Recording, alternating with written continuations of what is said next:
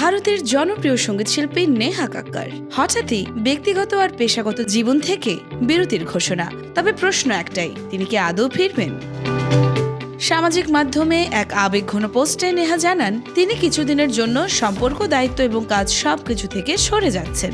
এমনকি ফেরার বিষয়েও অনিশ্চয়তার কথা বলেন। কিন্তু কিছুক্ষণ পরেই সে পোস্টে মুছে ফেললেন তিনি। পোস্ট মুছে ফেলার পরই শুরু হয় নানান গুঞ্জন। স্বামী রোহনপ্রীত সিং এর সাথে কি দাম্পত্যের টানাপোড়েন চলছে? নেট দুনিয়ায় ছড়িয়ে পড়ে বিচ্ছেদের খবরও। সব জল্পনার অবসান ঘটিয়ে নেহা স্পষ্ট করে বলেন, অনুগ্রহ করে আমার স্বামী কিংবা পরিবারকে এসবের মধ্যে টানবেন না। তার আমার জীবনের সবচেয়ে পবিত্র মানুষ। আজ আমি যা কিছু সবই তাদের সমর্থনের ফল।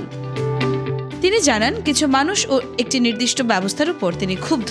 এটি একান্তই ব্যক্তিগত বিষয়। নেহা নিজেকেও দায়ী করেন পুরো ঘটনার জন্য। তার ভাষায়, সোশ্যাল মিডিয়ায় পোস্ট দেওয়ার সময় আমাকে আরো সংযত হওয়া উচিত ছিল।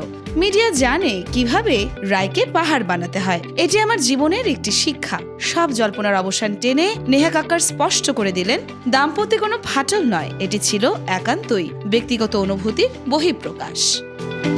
ইয়োরমা শায়ের জাহান, দেশকাল নিউজ।